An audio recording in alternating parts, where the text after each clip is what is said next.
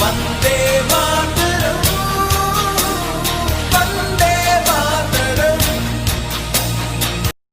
Hello my dear students class 10th रो पिला माने समस्त को मुनासा स्टडी पॉइंट को वेलकम।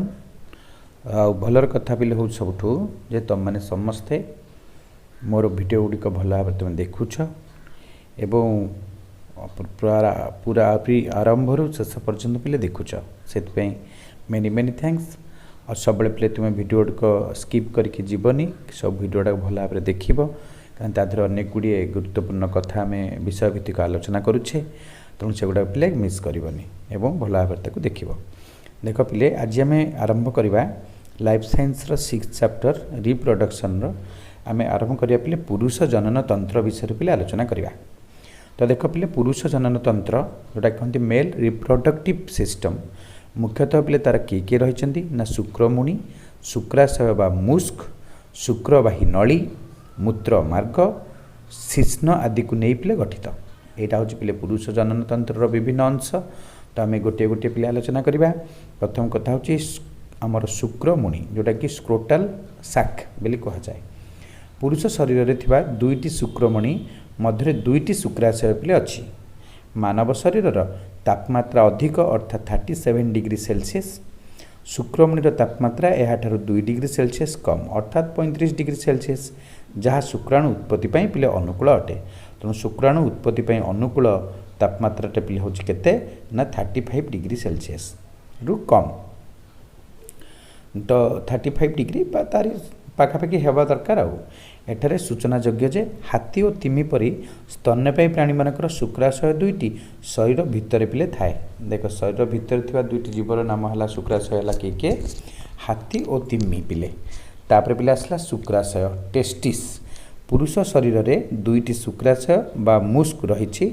यह निदा गोलाकार पिंड बहु शुक्रजन नलिका को नहीं यह पिले गठित। शुक्रजन नलिकारु शुक्राणु उत्पत्ति होता है। ता छड़ा यही नलिका बाहर और विभिन्न नलिकार अंतराल लेडिक कोष देखा जाए। यही चित्रटी पिले तले दिखाई देख यही कोषरु टेस्टोस्टेरोन नामक एक पुरुष हार्मोन पिले खेरित हुए। शुक्रजन नलिका अधिच्छेदरे थिबा केतेक अपेक्षाकृत बड़ और विशेष धरणर सर्टोली कोष पिले रही है जोटा कि शुक्राणुर विकास समय खाद्य जोगाई थाए। तार काम है जो शुक्राणु विकास हुए से सर्टोली कोषर काम है पिले खाद्य जोगाई थाए।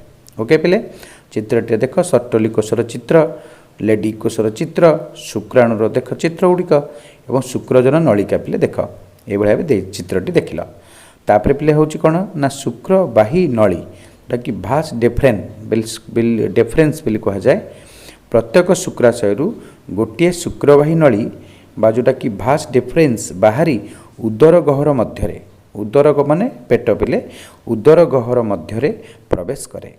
दुई पटर नली मूत्राशयर मूत्र नली सहित मिसी मूत्र मार्ग तैयारी करती। यहाँ हूँ शुक्रवाही नलीर काम। तापर आसला पिले मूत्र मार्ग यूरेथ्रा बोली जो कहती उभय शुक्र रस और मूत्र मार्ग दे शिश्नर अग्रभाग रंध्र माध्यम शरीर बाहर को पिले बाहर। ताले ये आम जानिले शुक्रमुनि शुक्राशय शुक्रवाही नली और मूत्र मार्ग चारोटी जो अंश था ता विषय पिले आम आलोचना कले। यह पिले सर्ट टाइप बेस है तत्सहित आम गोटे लंग टाइप आम कर पुरुष जनतंत्र विभिन्न अंश गुड़िकर नाम लिखि से विषय संक्षेप वर्णना कर ये गोटे क्वेश्चन पिले हो पार। तापर आसला पिले स्त्री जनन तंत्र विषय में आलोचना करवा। देख पिले स्त्री जनन तंत्र जोटा कि फीमेल रिप्रोडक्टिव सिस्टम मुख्यतः डिंबाशय डिंबवाही नली गर्भाशय आदि को नहीं पिले गठित। ताल स्त्री जनन तंत्र पिले क्या नहीं गठित है ना डिंबाशय बा ओभारी डिंबवाही नली फालोपियन ट्यूब्स गर्भाशय बा यूट्रस आदि को नहीं पिले स्त्री जनन तंत्र गठित। तापर देखा देख पिले बर्तमान आसला डिंबाशय जोटा कि इंग्राजी पिले कहती ओभारी उदर गहर निम्न अंश एक जोड़ा डिंबाशय पिले रही। एक जोड़ा माने दुईटी डिंबाशयर जायक अधिच्छेदरु डिंबाणु पिले उत्पन्न हुए। क्यों जगार डिंबाणु उत्पन्न हुए ना डिंबाशयर जायक अधिच्छेदरु डिंबाणु पिले उत्पन्न हुए। एसहित डिंबाशयरु ईस्ट्रोजेन और प्रोजेस्टेरन नामक दुईटी स्त्री हार्मोन खेरित हुए। ଯୁବାକ୍ରାନ୍ତି ପରେ ପ୍ରତି ମାସରେ ଗୋଟିଏ ଡିମ୍ବାଣୁ ପୂର୍ଣ୍ଣ ବିକଶିତ ହୋଇ ଡିମ୍ବାଶୟରୁ ବାହାରି ଡିମ୍ବବାହୀ ନଳୀ ମଧ୍ୟରେ ପ୍ରବେଶ କରେ। ଚିତ୍ରଟି ପିଲେ ଦେଖ, ଆମର ମଣିଷର ଡିମ୍ବାଣୁର ଦେଖ, ଡିମ୍ବାଣୁ ଦେଖ ଚିତ୍ରଗୁଡ଼ିକୁ ଲକ୍ଷ୍ୟ କର। ଜୋନା ପେଲୁସିଡା ଆଉ କରୋନା ରେଡିଏଟା ନେଷ୍ଟି 4ଟି ଅଂଶ ପିଲେ ଦିଆଯାଇଛି। ପରୀକ୍ଷାରେ ପିଲେ ପଡ଼େ ଆମର ଡିମ୍ବାଣୁର ଚିତ୍ରଟିଏ ଦର୍ଶାଅ। ଓକେ ପିଲେ, ଡିମ୍ବାଣୁର ବିକାଶ ଏକ ପ୍ରାଥମିକ ଫଲିକଲ ଭାବେ ଆରମ୍ଭ ହୁଏ। ପରବର୍ତ୍ତୀ ସମୟରେ ଏହାର ବୃଦ୍ଧି ଘଟି ଏହା ଗ୍ରାଫିଆନ୍ ଫଲିକଲ ରେ ରୂପ ନିଏ ଏବଂ ଏଥିରେ ପରିପକ୍ୱ ଡିମ୍ବାଣୁ ପିଲେ ଥାଏ। ଡିମ୍ବାଣୁର ନିଜସ୍ୱ ପ୍ଲାଜମା ଝିଲ୍ଲି ଚାରିପଟେ ଜୋନା ପେଲୁସିଡା ନାମକ ଏକ ଅତିରିକ୍ତ ଝିଲ୍ଲି ପିଲେ ଥାଏ। ଜୋନା ପେଲୁସିଡା ହେଉଛି ଗୋଟେ ପିଲେ କ'ଣ ଝିଲ୍ଲି। ଏହା କିଛି ଫଲିକଲ କୋଷ ଦ୍ୱାରା ଘେରି ହୋଇ ରହିଥାଏ। ଏହି ଆବରଣକୁ କରୋନା ରେଡିଏଟା ବୋଲି କହନ୍ତି। କରୋନା କାହାକୁ କହନ୍ତି ପିଲେ? ଫଲିକଲ କୋଷ ଦ୍ୱାରା ଘେରି ହୋଇ ରହିଥାଏ ତାକୁ। ଏହି ଆବରଣଟାକୁ ପିଲେ କରୋନା ରେଡିଏଟା ବୋଲି କୁହାଯାଏ। ଚିତ୍ର ଦେଖ ପିଲେ ଦିଆଯାଇଛି କରୋନା ରେଡିଏଟାର ଚିତ୍ର। ତାପରେ ଡିମ୍ବୋତ୍ସର୍ଗ ପରେ ଗ୍ରାଫିଆଲ ଫଲିକଲ ଜାଗାରେ କର୍ପସ୍ ଲୁଟିୟମ୍ ସୃଷ୍ଟି ହୁଏ। ଏଥିରୁ କ୍ଷରିତ ପ୍ରୋଜେଷ୍ଟିନ ହର୍ମୋନ ଗର୍ଭାବସ୍ଥାକୁ ବଜାଇ ରଖିବାରେ ସହାୟକ ହୋଇଥାଏ। ଯେଉଁ ହର୍ମୋନଟି ପିଲେ ଆମର କର୍ପସ୍ ଲୁଟିୟମ୍ରୁ ସୃଷ୍ଟି ହୁଏ, କ୍ଷରିତ ହୁଏ, ସେ ହର୍ମୋନଟି ପିଲେ କ'ଣ? ତା ନାମ ହେଉଛି ପ୍ରୋଜେଷ୍ଟିରନ୍, ଯାହାର କାମ ହେଲା କ'ଣ ନା ଗର୍ଭାବସ୍ଥାଟାକୁ ବଜାଇ ରଖିବାରେ ମାନେ ଷ୍ଟେବୁଲ୍ କରିବାରେ ରଖିବାରେ ସାହାଯ୍ୟ ପିଲେ କରିଥାଏ, ସହାୟକ ହୋଇଥାଏ। ତାପରେ ପିଲେ ହେଲା ଡିମ୍ବବାହୀ ନଳୀ ଫାଲେପିଆନ୍ ଟ୍ୟୁବ୍। ସ୍ତ୍ରୀ ଶରୀରରେ ଏକ ଯୋଡ଼ା ଡିମ୍ବବାହୀ ନଳୀ ପିଲେ ରହିଛି। ଏହାର ଲମ୍ବ ପ୍ରାୟ 10ରୁ 12 ସେଣ୍ଟିମିଟର ଅଟେ। ଡିମ୍ବାଶୟ ପଟକୁ ଥିବା ଡିମ୍ବବାହୀ ନଳୀର ମୁହଁ କାହାଳି ସଦୃଶ ପିଲେ। ଚିତ୍ରଟି ଦେଖ ଏଠି କାହାଳି ସଦୃଶ ନା ନାହିଁ। ଅନ୍ୟ ପଟରେ ଏହା ଜରାୟୁ ବା ଗର୍ଭାଶୟରେ ଖୋଲିଥାଏ। ସାଧାରଣତଃ ଏହି ନଳୀ ମଧ୍ୟରେ ଡିମ୍ବାଣୁ ଓ ଶୁକ୍ରାଣୁର ସମାୟନ ହୋଇ ଯୁଗ୍ମଜ ସୃଷ୍ଟି ହୁଏ। ଯୁଗ୍ମଜ ଏବେ ଗର୍ଭାଶୟରେ ପ୍ରବେଶ କରେ। ଦେଖ ପିଲେ, ତେଣୁ ଡିମ୍ବବାହୀ ନଳୀର କାମ କ'ଣ? ତା ଲମ୍ବ ହେଉଛି ପିଲେ 10ରୁ 12 ସେଣ୍ଟିମିଟର। ଏହା ପିଲେ ଡିମ୍ବାଶୟ ପଟକୁ ଡିମ୍ବବାହୀ ନଳୀରେ ମୁହଁ କାହାଳି ସଦୃଶ ଅଟେ। ଏହା ଅନ୍ୟ ପଟରେ ଏହା ଜରାୟୁ ବା ଗର୍ଭାଶୟରେ ଖୋଲିଥାଏ। ସାଧାରଣତଃ ଏହି ନଳୀ ମଧ୍ୟରେ ପିଲେ ଡିମ୍ବାଣୁ ଓ ଶୁକ୍ରାଣୁର ସମାୟନ ହୋଇ ଯୁଗ୍ମଜ ସୃଷ୍ଟି ହୁଏ। ହେଲା ପିଲେ, ଫାଲୋପିଆନ୍ ଟ୍ୟୁବ୍ରେ କ'ଣ ହୁଏ ନା ଡିମ୍ବାଣୁ ଓ ଶୁକ୍ରାଣୁର ପିଲେ ସମାୟନ ହୋଇଥାଏ, ଯାହାଫଳରେ କି ସେଇଥିରେ ଯୁଗ୍ମଜ ପିଲେ ସୃଷ୍ଟି ହୁଏ। ତାର ପିଲେ ହେଉଛି ଗର୍ଭାଶୟର କଥା ଆସିଲା। ୟୁଟ୍ରସ୍ କଥା, ଗର୍ଭାଶୟ ଏକ ଫମ୍ପା ମାନେ ହଲୋ ଏବଂ ପେଶୀ ବହୁଳ ମସ୍କୁଲାର ଅଙ୍ଗ ଅଟେ। ଏହା ଲମ୍ବ ପ୍ରାୟ 7.5 ସେଣ୍ଟିମିଟର ଓ ଚଉଡ଼ା ପିଲେ ହେଉଛି 5 ସେଣ୍ଟିମିଟର। ଏହା ଉଦର ଗହ୍ୱର ନିମ୍ନ ଭାଗରେ ଠିକ୍ ମୂତ୍ରାଶୟର ପଛକୁ ପିଲେ ରହିଛି। କେଉଁଠି ରହିଛି? ଏହାର ସ୍ଥାନଟି କେଉଁଠି ନା ଏହା ଉଦର ଗହ୍ୱର ନିମ୍ନ ଭାଗରେ ଠିକ୍ ମୂତ୍ରାଶୟର ପଛକୁ ପିଲେ ରହିଛି। ଗର୍ଭାଶୟର ଆଗପଟ ଚଉଡ଼ା ଓ ପଛପଟକୁ ଏହା ନଳିଆ ହୋଇ ରହିଥାଏ। ଏ ନଳିଆ ଅଂଶକୁ ଜରାୟୁ ଗ୍ରୀବା ବୋଲି କହନ୍ତି। ଯେଉଁ ନଳିଆ ହେଇକି ଥାଏ, ସରୁ ନଳି ଭଳିଆ ହେଇଥାଏ, ଆମର ତାକୁ ଜରାୟୁ ଗ୍ରୀବା ବୋଲି କହନ୍ତି। ମାନେ ଆଗପଟା ଚଉଡ଼ା, ପଛଆଡ଼କୁ ସରୁ ହେଇ ଆସିଥାଏ, ଆଉ ସେଇଟାକୁ ଆମର ତେଣୁ ତାକୁ ଜରାୟୁ ଗ୍ରୀବା ବୋଲି କୁହାଯାଏ। ଗର୍ଭାଶୟର ଗ୍ରୀବା ବାହାରକୁ ଉନ୍ମତ ହୋଇଥାଏ, ମାନେ ଦେଖାଯାଉଥାଏ, ପିଲେ ସେଇଟା କୁହନ୍ତି ଜରାୟୁ ଗ୍ରୀବା ବୋଲି କୁହାଯାଇଥାଏ। ତାପରେ ପିଲେ କଥା ଆସିଲେ ଆମର କ'ଣ ନା ସମାୟନ ଓ ସମାୟନ ପରବର୍ତ୍ତୀ ଘଟଣା, ତାକୁ ପିଲେ ଆମେ ଆଲୋଚନା କରିବା। ଦେଖ ପିଲେ, ସମବିଭାଜନ ଦ୍ୱାରା ଯୁଗ୍ମଜର ବାରମ୍ବାର ଭାଜନ ହେଲା ପିଲେ ପ୍ରକ୍ରିୟା ଦ୍ୱାରା ଏକକୋଷୀ ଯୁଗ୍ମଜରୁ ଏକ ବହୁକୋଷୀ ବ୍ଲାଷ୍ଟୁଲା ସୃଷ୍ଟି ହୁଏ। ବ୍ଲାଷ୍ଟୋସିଷ୍ଟ ଅବସ୍ଥାକୁ ପରିଣତ ହୋଇ ଏହି ବ୍ଲାଷ୍ଟୁଲା ଗର୍ଭାଶୟର କାନ୍ଥରେ ନିବିଡ଼ ଭାବରେ ଲାଗି ରହିଥାଏ। କ'ଣ ଜାଣିଲେ ଆମେ ନା ବ୍ଲାଷ୍ଟୋସିଷ୍ଟ ଅବସ୍ଥାକୁ ପରିଣତ ହୋଇ ଏହି ବ୍ଲାଷ୍ଟୁଲା ଗର୍ଭାଶୟର କାନ୍ଥରେ ନିବିଡ଼ ଭାବରେ ଲାଗି ରହେ। ଏହି ପ୍ରକ୍ରିୟାକୁ ଅନ୍ତଃରୋପଣ ଇମ୍ପ୍ଲାଣ୍ଟେସନ୍ ବୋଲି କୁହାଯାଇଥାଏ। ଭ୍ରୂଣ ବନ୍ଧ ବା ପ୍ଲାସେଣ୍ଟା ଜରିଆରେ ଗର୍ଭାଶୟ ସହିତ ଭ୍ରୂଣ ଏକ ଜୈବିକ ସମ୍ବନ୍ଧ ସ୍ଥାପନ କରେ। ଭ୍ରୂଣ ଏବଂ ଗର୍ଭାଶୟ ଉଭୟଙ୍କର କିଛି ଅଂଶ ଦ୍ୱାରା ଏହା ପିଲେ ଗଠିତ। ଭ୍ରୂଣବନ୍ଧ ଦେଇ ଭ୍ରୂଣ ମା ଶରୀରରୁ ନାଭିରଜ୍ଜୁ ଦ୍ୱାରା ଖାଦ୍ୟ ଅମ୍ଳଜାନ ଗ୍ରହଣ ପିଲେ କରେ।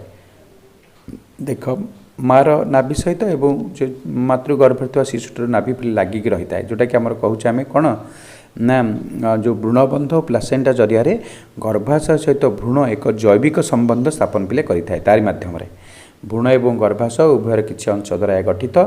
ଭ୍ରୂଣବନ୍ଧ ଦେଇ ଭ୍ରୂଣ ମା ଶରୀରରୁ ନାଭିରଜ୍ଜୁ ଦ୍ୱାରା ଖାଦ୍ୟ ଓ ଅମ୍ଳଜାନ ପିଲେ ଗ୍ରହଣ କରେ। ତା ଭିତରେ ସେ ଛୁଆ ବଞ୍ଚେ, ନହେଲେ କେମିତି ଜୀବନଦାନ ପାଇକି ରହେ, ସେଇଟା ହୁଏ। ସେହିପରି ଭ୍ରୂଣ ମଧ୍ୟରୁ ନିର୍ଗତ ବର୍ଜ୍ୟବସ୍ତୁ ପ୍ଲାସେଣ୍ଟା ବାଟ ଦେଇ ମା ଶରୀରକୁ ଓ ପରେ ବାହାରକୁ ଆସେ। ଅନ୍ତରୋପଣ ପରେ ଗ୍ଲାଷ୍ଟୁଲେସନ୍ ପ୍ରକ୍ରିୟା ଦ୍ୱାରା 3ଟି ଜାୟକ ସ୍ତର ବିଶିଷ୍ଟ ଏକ ଗ୍ଲାଷ୍ଟୁଲା ତିଆରି ହୁଏ। ଗ୍ଲାଷ୍ଟୁଲାର 3ଟି ଜାୟକ ସ୍ତର ହେଉଛି ପିଲେ ଏକ୍ଟ୍ରୋଡର୍ମ, ମିସୋଡର୍ମ, ଏଣ୍ଡୋଡର୍ମ। ଏବେ ଅଙ୍ଗ ବିକାଶ ଦ୍ୱାରା ଏହି 3ଟି ଜାୟକ ସ୍ତରରୁ ବିଭିନ୍ନ ପ୍ରକାର ଟିସ୍ୟୁ, ଅଙ୍ଗ ଓ ଅଙ୍ଗତନ୍ତ୍ର ତିଆରି ହୁଏ। ଶେଷ ପର୍ଯ୍ୟାୟରେ ଗର୍ଭାଶୟରେ ସୃଷ୍ଟି ହୋଇଥିବା ପୂର୍ଣ୍ଣ ବିକଶିତ ଶିଶୁ ପ୍ରସବ ଦ୍ୱାରା ମା ଶରୀର ବାହାରକୁ ପିଲେ ଆସେ। ଆଚ୍ଛା ପିଲେ, ବର୍ତ୍ତମାନ ଏଇଠି ଗୋଟେ କୋଶ୍ଚିନ୍ ଆମର ହେଲା, ମାତୃଗର୍ଭରେ ଶିଶୁଟି କେତେ ଦିନ ସମୟ ଧରିକି ପିଲେ ରହେ? ସେଇଟା ତୁମ ପାଇଁ କୋଶ୍ଚିନ୍। ତୁମେ କମେଣ୍ଟ ବକ୍ସରେ ଲେଖି ଜଣାଇବ ଗୋଟେ ମାତୃଗର୍ଭରେ ଆମର କେତେ ଦିନ ପର୍ଯ୍ୟନ୍ତ ଛୁଆଟି ତା ଭିତରେ ବଢ଼ି ଏବଂ ତାପରେ ଜନ୍ମଗ୍ରହଣ କରେ। ଦେଖ, ବେଳେବେଳେ ଏକ ଅସାଧାରଣ ଘଟଣାକ୍ରମେ ଅନ୍ତରୋପଣ ପ୍ରକ୍ରିୟା ଗର୍ଭାଶୟ ମଧ୍ୟରେ ନ ଘଟି ଡିମ୍ବବାହୀ ନଳୀ ମଧ୍ୟରେ ପିଲେ ହୁଏ। ଯେଉଁ ଡିମ୍ବବାହୀ ନଳୀ ମାନେ ଫାଲୋପିଆନ୍ ଟ୍ୟୁବ୍ ମଧ୍ୟରେ ହୋଇଯାଇଥାଏ। ଏହାକୁ ପିଲେ କ'ଣ କୁହାଯାଏ ନା ଅସ୍ଥାନିକ ଗର୍ଭ ପିଲେ କହନ୍ତି। ଯେଉଁ ସ୍ଥାନରେ ଗର୍ଭଟା ହେବା କଥା ସେଠି ନ ହୋଇକରି ଅଲଗା ଜାଗାରେ ଯଦି ହେଲା ପିଲେ ଗର୍ଭ ହେଲା, ସେ ଜାଗାଟାକୁ ଆମେ କହିବା ଅସ୍ଥାନିକ ଗର୍ଭ ପିଲେ କହିବା। ଏକ୍ଟୋପିକ୍ ପ୍ରେଗନେନ୍ସି ବୋଲି କୁହାଯାଏ। ଅସ୍ଥାନିକ ଗର୍ଭଧାରଣ ଯୋଗୁଁ ସାଧାରଣତଃ ସ୍ତ୍ରୀର ମୃତ୍ୟୁ ହୋଇପାରେ। ସମୟାନ ନହେଲେ ଡିମ୍ବାଣୁର ଆପେ ଆପେ ପିଲେ କ'ଣ ହୋଇଯାଏ? ମୃତ୍ୟୁ ମଧ୍ୟ ହୋଇଯାଇଥାଏ। କେଉଁଠି? ନା ଡିମ୍ବବାହୀ ନଳୀ ମଧ୍ୟରେ। ତାପରେ ଆସିଲା ପିଲେ ପରିବାର ନିୟୋଜନ। ପରିବାର ପିଲା ସଂଖ୍ୟା ସୀମିତ ରଖିବା, ସନ୍ତାନ ଭିତରେ ଉଚିତ ବ୍ୟବଧାନ ରଖିବାର ପଦ୍ଧତିକୁ ପରିବାର ନିୟୋଜନ ବୋଲି କୁହାଯାଏ। ଭାରତ ସରକାରଙ୍କ ତରଫରୁ 1992 ମସିହା ଠାରୁ ପରିବାର ନିୟୋଜନ ଯୋଜନା ପିଲେ କାର୍ଯ୍ୟକାରୀ ହେଉଛି। କେବେଠୁ ହେଉଛି ପିଲେ? 1992 ମସିହା, ଏ ଯେଉଁ 1952 ମସିହା ଠାରୁ ପିଲେ 1952 ମସିହା ଠାରୁ ଏ ପରିବାର ଆମର ନିୟୋଜନ ଯୋଜନା ପିଲେ କାର୍ଯ୍ୟକାରୀ ହେଉଛି। ବିଭିନ୍ନ ପ୍ରକାର ପରିବାର ନିୟୋଜନ ପଦ୍ଧତି କେମିତି ଜାଣିବା? ନା କୌଣସି ଉପାୟରେ ଶୁକ୍ରାଣୁ ଓ ଡିମ୍ବାଣୁର ମିଳନକୁ ରୋକାଯାଇ ପାରିଲେ ଗର୍ଭଧାରଣକୁ ଏଡ଼ାଇ ଦିଆଯାଇପାରିବ। କାହିଁକିନା ଶୁକ୍ରାଣୁ ଓ ଡିମ୍ବାଣୁର ମିଳନ ହେଲେ ତ ପିଲେ ସେଇଟା ଯୁଗ୍ମଜରେ ଗଠନ ହେବ ନା। ତେଣୁ ସେ ଦୁଇଟାକୁ ଯଦି ଆମେ ପିଲେ ରୋକାଯାଇପାରିବ ତାହେଲେ ଗର୍ଭଧାରଣରୁ ଏଡ଼ାଇ ଦିଆଯାଇପାରିବ। ପରିବାର ନିୟୋଜନ ପାଇଁ ବ୍ୟବହୃତ ବିଭିନ୍ନ ପ୍ରକାର ଉପାୟ ଦୁଇ ଭାଗରେ ପିଲେ ବିଭକ୍ତ। ଗୋଟେ ହେଲା ସ୍ଥାୟୀ ପଦ୍ଧତି, ଗୋଟେ ହେଉଛି ପିଲେ ଅସ୍ଥାୟୀ ପଦ୍ଧତି। ସ୍ଥାୟୀ ପଦ୍ଧତି କ'ଣ? ଏହା ଏକ ପ୍ରକାର ଅସ୍ତ୍ରୋପଚାର ପଦ୍ଧତି। ଅସ୍ତ୍ରୋପଚାର ଅପରେସନ୍ ମାଧ୍ୟମରେ ହୁଏ ଏଇଟା। ଏହି ପଦ୍ଧତିରେ ମହିଳା ଓ ପୁରୁଷଙ୍କୁ ବନ୍ଧ୍ୟାକରଣ ଅସ୍ତ୍ରୋପଚାର ପିଲେ କରାଯାଏ।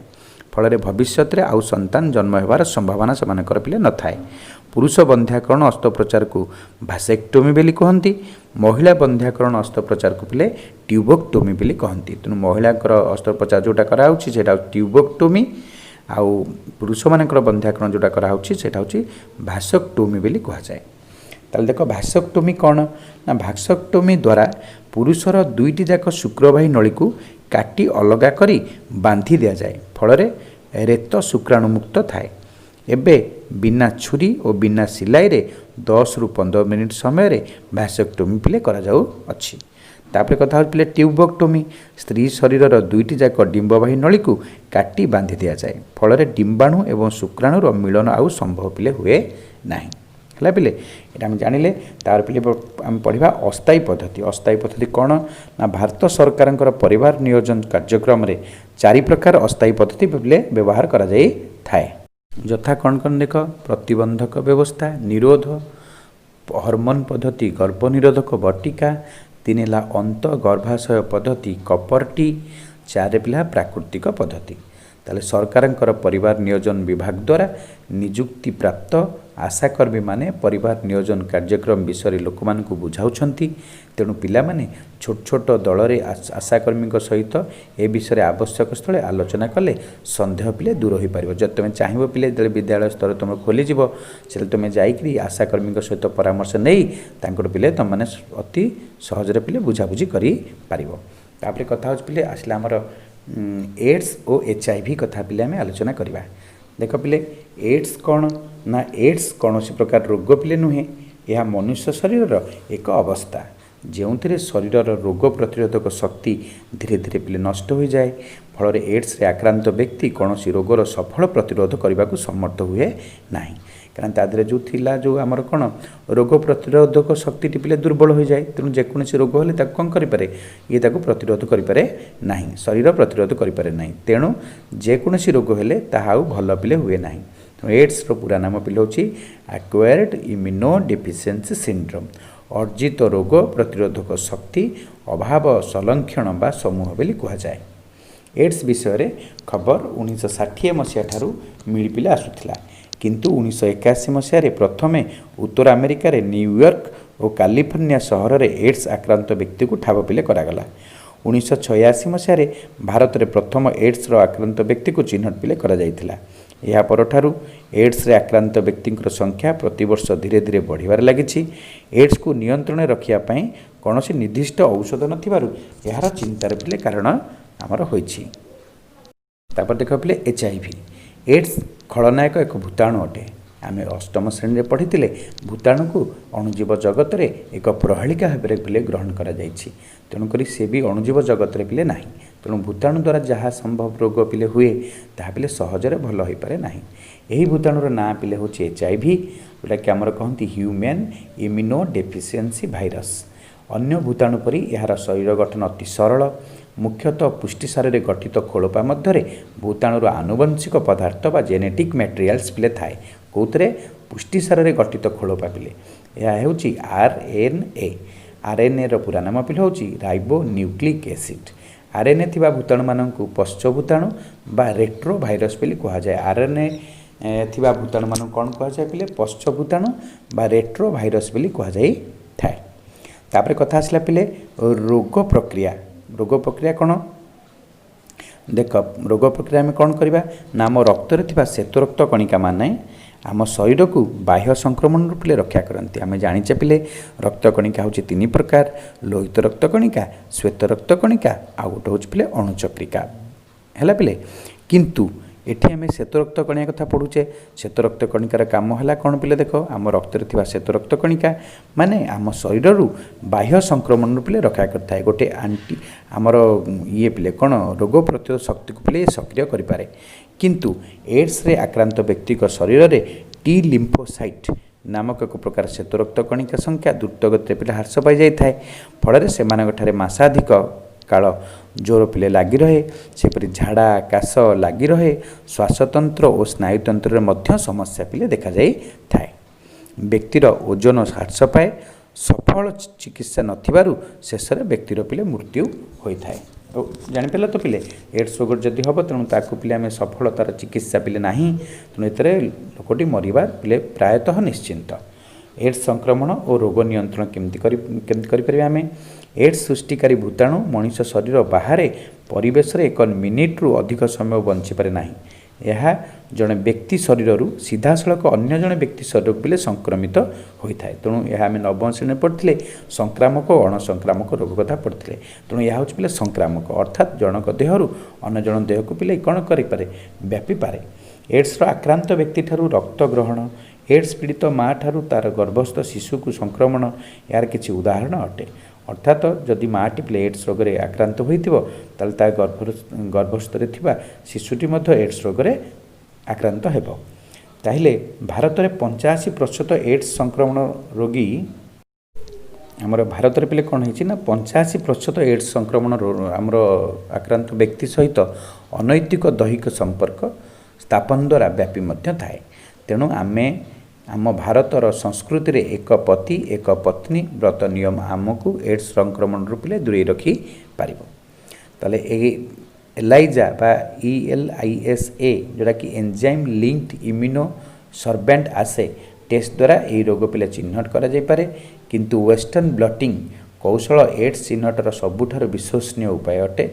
एड्स विषय में जनसचेतनता सृष्टि करने प्रतिवर्ष डिसेम्बर 1 तारीख को विश्व एड्स दिवस रूपे बा वर्ल्ड एड्स डे भावे पृथ्वी रे सबु देश पिले पालन करा जाऊ अछि। पिले एड्स चिन्हट केमती करा जिवो देखिबा। जड़े व्यक्ति HIV द्वारा आक्रांत होइछि कि नाही से विषय जानिबा पई एबे विभिन्न प्रकार परीक्षण पिले उपलब्ध हलानी। रक्त रे एंटीजेन और एंटीबॉडी उपस्थिति अनुसार परीक्षण आम 2 भाग रे पिले विभक्त करि परिबा। एक रैपिड आमर HIV परीक्षण रैपिड HIV टेस्ट, 2 रे पिले परंपरागत परीक्षागार परीक्षण conventional laboratory test. Rapid HIV परीक्षण पिले कौन हुए ना यही परीक्षण रे व्यक्तिर आंगुठी टिपरू रक्त नहीं परीक्षा करा जाय थाए। ये परीक्षा 20 ରୁ 30 मिनिट समय लगी थाए। एथमे विशेष जंत्रपातिर आवश्यक पिले होई न थाए। ଏହି ପରୀକ୍ଷଣ ଭାରତରେ ସବୁ ରକ୍ତ ଭଣ୍ଡାରରେ ପିଲେ ଉପଲବ୍ଧ। ପରମ୍ପରାଗତ ପରୀକ୍ଷାଗାରରେ ପରୀକ୍ଷଣ କ'ଣ ନା ଏହି ପରୀକ୍ଷା ଗୁଡ଼ିକ ହେଉଛି ଏଲାଇଜା ଏନ୍ଜାଇମ୍ ଲିଙ୍କଡ ଇମ୍ୟୁନୋ ସର୍ବେଣ୍ଟ ଆସେ, ଆଉ ଗୋଟେ ହେଉଛି ଏଲଫା ଯେଉଁଟାକି ଏନ୍ଜାଇମ୍ ଲିଙ୍କଡ ଆମର ଫ୍ଲୋରେସେଣ୍ଟ ଆସେ ଟେଷ୍ଟ, ଆଉ ଗୋଟେ ହେଉଛି ଏରିଟା recent infection testing algorithm test, ଆଉ ଗୋଟେ ପିଲା ଅଛି P24 ଟେଷ୍ଟ ଇତ୍ୟାଦି। କିନ୍ତୁ ୱେଷ୍ଟର୍ନ ବ୍ଲଟିଂ କୌଶଳ ଏଡ୍ସ ଚିହ୍ନଟ ପାଇଁ ସବୁଠାରୁ ପିଲେ ଭଲ ନା ନାହିଁ, ସବୁଠାରୁ ପିଲେ ଆମର ରହିଲା କେଉଁଟା ଏଇଟା ନା ୱେଷ୍ଟର୍ନ ବ୍ଲଟିଂ ଯେଉଁଟା ଆମର ସବୁଠାରୁ ପିଲେ ବିଶ୍ୱସନୀୟ ଉପାୟ। ଏଡ୍ସ ବିଷୟରେ ଜନସଚେତନତା ସୃଷ୍ଟି କରିବା ପାଇଁ ପ୍ରତିବର୍ଷ ଡିସେମ୍ବର 1 ତାରିଖକୁ ବିଶ୍ୱ ଏଡ୍ସ ଦିବସ ରୂପେ ପିଲେ ପାଳନ କରାଯାଉଛି। ପୃଥିବୀର ସବୁ ଦେଶରେ ପିଲେ ପାଳନ କରାଯାଉଛି ଏଇଟା। ତାପରେ ହେଉଛି ସନ୍ତାନ ଧାରଣ ଓ ମାଆଙ୍କର ସ୍ୱାସ୍ଥ୍ୟ। ତାପରେ ଦେଖ ଭେଷଜ ବିଦ୍ୟା ସଂଜ୍ଞା ଅନୁଯାୟୀ ମହିଳାଙ୍କର ଗର୍ଭଧାରଣ ଠାରୁ ସନ୍ତାନ ଜନ୍ମ ହେବା ପର୍ଯ୍ୟନ୍ତ ଘଟୁଥିବା ସମସ୍ତ ଘଟଣାବଳୀକୁ ସନ୍ତାନ ଧାରଣ ବୋଲି କୁହାଯାଏ। ଏହି ଘଟଣା ଦ୍ୱାରା ଗୋଟିଏ ଦେଶର ଜନସଂଖ୍ୟା ବୃଦ୍ଧି ସହିତ ପରପିଢ଼ିର ସୁସ୍ଥ ନାଗରିକ ତିଆରି କରିବା ପାଇଁ ଯଥେଷ୍ଟ ଅବଦାନ ରହିଛି। ତେଣୁ ଜନସଂଖ୍ୟା ବୃଦ୍ଧି ଓ ନିୟନ୍ତ୍ରଣ ଉଭୟରେ ମହିଳାଙ୍କର ଅବଦାନ ପିଲେ ରହିଛି। ଏକ ଜନକଲ୍ୟାଣକାରୀ ରାଷ୍ଟ୍ରରେ ମହିଳାଙ୍କର ଗର୍ଭଧାରଣ ଠାରୁ ଶିଶୁ ଜନ୍ମ ତଥା ପ୍ରସବ ପରେ ଉଭୟ ମା ଓ ଶିଶୁର ଯତ୍ନ ନେବା ରାଷ୍ଟ୍ରର ଏକ ମୁଖ୍ୟ ଦାୟିତ୍ୱ ପିଲେ। ଏଥିନିମନ୍ତେ ଗର୍ଭବତୀ ମହିଳା ଓ ଶିଶୁମାନଙ୍କର ଯତ୍ନ ଓ ସୁରକ୍ଷା ପାଇଁ ଆମ ଦେଶରେ ସମସ୍ତ ସହର ଓ ଗ୍ରାମାଞ୍ଚଳରେ 2005 ମସିହାରୁ ଜାତୀୟ ସ୍ୱାସ୍ଥ୍ୟ ମିଶନ ବା ନ୍ୟାସନାଲ ହେଲ୍ଥ ମିଶନ କାର୍ଯ୍ୟକାରୀ ହେଉଛି। ଏହି ଯୋଜନାରେ ନିମ୍ନଲିଖିତ ଲକ୍ଷ୍ୟ ପିଲେ ରହିଛି। କ'ଣ କ'ଣ ଦେଖ ପିଲେ, ଏକରେ ହେଲା ସବୁ ନାଗରିକଙ୍କ ନିକଟରେ ସ୍ୱାସ୍ଥ୍ୟ ସେବା ପହଞ୍ଚାଇବା, ଦୁଇରେ ହେଲା ପ୍ରାଥମିକ ସ୍ୱାସ୍ଥ୍ୟ କେନ୍ଦ୍ରଗୁଡ଼ିକ ଶକ୍ତିଶାଳୀ କରିବା, 3 ହେଲା ସଂକ୍ରମଣ ରୋଗର ପ୍ରତିକାର ଓ ନିୟନ୍ତ୍ରଣ କରିବା, 4 ହେଉଛି ସୁସ୍ଥ ଜୀବନ ଚର୍ଯ୍ୟା ପାଇଁ ପ୍ରୋତ୍ସାହନ କରିବା, ଆଶାକର୍ମୀ ଓ ଅଙ୍ଗନବାଡ଼ି ପରି ସଂସ୍ଥାର ଦୃଢ଼ୀକରଣ ଇତ୍ୟାଦି। ଏଥିସହିତ କେନ୍ଦ୍ର ସରକାରଙ୍କ ଦ୍ୱାରା ଜନନୀ ସୁରକ୍ଷା ଯୋଜନା, ରାଷ୍ଟ୍ରୀୟ ବାଳ ସ୍ୱାସ୍ଥ୍ୟ କଲ୍ୟାଣ ଯୋଜନା, ରାଷ୍ଟ୍ରୀୟ କିଶୋର ସୁରକ୍ଷା କାର୍ଯ୍ୟକ୍ରମ ପରି ଅନେକ ଯୋଜନା ପିଲେ କାର୍ଯ୍ୟକାରୀ ହେଉଛି। ଦେଖ ପିଲେ ଜନନୀ ସୁରକ୍ଷା ଯୋଜନା, ଏହି ଯୋଜନା ମାଧ୍ୟମରେ ଜଣେ ସ୍ତ୍ରୀ ଲୋକର ପ୍ରସବ ପୂର୍ବକାଳୀନ, ପ୍ରସବକାଳୀନ ଓ ପ୍ରସବ ପରେ କାଳୀନ ସ୍ୱାସ୍ଥ୍ୟର ଯତ୍ନ ପାଇଁ ସମସ୍ତ ବ୍ୟବସ୍ଥା ପିଲେ କରାଯାଇଛି। ପ୍ରସବ ପୂର୍ବରୁ ମହିଳାମାନଙ୍କୁ ମାଗଣାରେ ଲୌହ ଓ ଫୋଲିକ୍ ଏସିଡ୍ ବଟିକା ପିଲେ ବଣ୍ଟାଯାଇଛି। ତାପରେ ଆସନ୍ନ ପ୍ରସବ ମହିଳାମାନଙ୍କର ପ୍ରାଥମିକ ସ୍ୱାସ୍ଥ୍ୟ କେନ୍ଦ୍ର ବା ଜିଲ୍ଲା ଡାକ୍ତରଖାନାରେ ପ୍ରସବ କରାଇବା ପାଇଁ ସରକାରଙ୍କ ତରଫରୁ ମାଗଣା ଆମ୍ବୁଲାନ୍ସର ବ୍ୟବସ୍ଥା ପିଲେ କରାଯାଇଛି। ପ୍ରସବ ପରେ ପୌଷ୍ଟିକ ଆହାର ପାଇଁ ଆର୍ଥିକ ପ୍ରୋତ୍ସାହନ ବ୍ୟବସ୍ଥା ମଧ୍ୟ କରାଯାଇଛି। ବିଭିନ୍ନ ରୋଗରୁ ଶିଶୁମାନଙ୍କୁ ସୁରକ୍ଷା ଦେବା ପାଇଁ ସରକାରଙ୍କର ସାର୍ବଜନୀନ ଟୀକାକରଣ କାର୍ଯ୍ୟକ୍ରମ ମଧ୍ୟ ପିଲେ ହାତକୁ ନିଆଯାଇଛି। ବିଶ୍ୱ ସ୍ୱାସ୍ଥ୍ୟ ସଂଗଠନ ଯେଉଁଟାକି ପିଲେ WHO ଓ ୟୁନିସେଫ୍ ପରି ବିଭିନ୍ନ ଆନ୍ତର୍ଜାତୀୟ ସଂସ୍ଥା ମା ଓ ଶିଶୁମାନଙ୍କର ସୁରକ୍ଷା ପାଇଁ ବିଭିନ୍ନ କାର୍ଯ୍ୟକ୍ରମ ମାଧ୍ୟମରେ ବୈଷୟିକ ଓ ଆବଶ୍ୟକ ସ୍ୱାସ୍ଥ୍ୟ ସେବା ପାଇଁ ଆମର ଉପକରଣମାନ ଯୋଗାଇ ଦେଉଛନ୍ତି। ପିଲେ ଏଠି ବର୍ତ୍ତମାନ ଯୋଡ଼ିଏ ତୁମ ପାଇଁ କୋଶ୍ଚିନ୍ ପିଲେ ହେଲା, ଗୋଟେ ହେଲା WHO ଏବଂ ୟୁନିସେଫ୍ର ପୁରା ନାମ ପିଲେ କମେଣ୍ଟ ବକ୍ସରେ ଲେଖି ତୁମେ ଜଣାଇବ। ତ ଆବଶ୍ୟକ ସ୍ୱାସ୍ଥ୍ୟ ସେବା ପାଇଁ ଉପକରଣମାନ ଯୋଗାଇ ଦେଉଛନ୍ତି। ସ୍ୱାସ୍ଥ୍ୟ ସେବାର ଉନ୍ନତି ଯୋଗୁଁ ଭାରତରେ ଗର୍ଭବତୀ ମହିଳାମାନଙ୍କର ମୃତ୍ୟୁହାର ଧୀରେ ଧୀରେ କମିବାରେ ଲାଗିଛି। 1990 ମସିହାରେ ପ୍ରତ୍ୟେକ 1 ଲକ୍ଷ ଶିଶୁ ଜନ୍ମରେ 556 ଜଣ ମାଆଙ୍କର ମୃତ୍ୟୁ ହୋଇଥିବା ବେଳେ 2016 ମସିହା ବେଳକୁ ମା ମୃତ୍ୟୁହାର ପ୍ରତି 1 ଲକ୍ଷ ଶିଶୁ ଜନ୍ମରେ 130ରେ ପିଲେ ପହଞ୍ଚିଛି। ସେହିପରି ଶିଶୁ ମୃତ୍ୟୁହାର ମଧ୍ୟ ହ୍ରାସ ପାଉଛି। ଏହା ଭାରତର ଆନ୍ତର୍ଜାତିକ ସ୍ତରରେ ଏକ ବଡ଼ ସଫଳତା। ହଉ ପିଲେ ବିଷୟଟି ଆମର ସରିଲା। ପିଲାମାନେ ମନ ଧ୍ୟାନ ଦେଇକି ପିଲେ ବିଷୟଟି ସୁନ୍ଦର ଭାବେ ନୋଟ୍ସ କରିବ ଏବଂ ପାଖରେ ପିଲେ ରଖିବ। ଆଉ ଭଲ ଭାବରେ ପଢ଼ାପଢ଼ି କରିବ। ବିଷୟଟି ଟିକେ ଲେନ୍ଦି ବିଷୟ, ବଡ଼ ବିଷୟ। ମନ ଧ୍ୟାନ ଦେଇ ପାର୍ଟ କରି ତୁମକୁ ମନେ ରଖିଲେ ପିଲେ ବହୁତ ଶୀଘ୍ର ଭାବେ ମନେ ରହିବ। ଆଉ ଭଲ ଭାବରେ ତୁମକୁ ପଢ଼ାପଢ଼ି ପିଲେ ମାନେ କରିବ। ଓକେ ପିଲାମାନେ, ପୁଣି ଏଗେନ୍ ମୁନାସା ଷ୍ଟଡି ପଏଣ୍ଟ ତରଫରୁ ସମସ୍ତଙ୍କୁ ମେନି ଥ୍ୟାଙ୍କ୍ସ। ଆଉ ଭଲ ଭାବରେ ପିଲେ ମନ ଦେଇକି ପଢ଼ାପଢ଼ି କର। ଓକେ।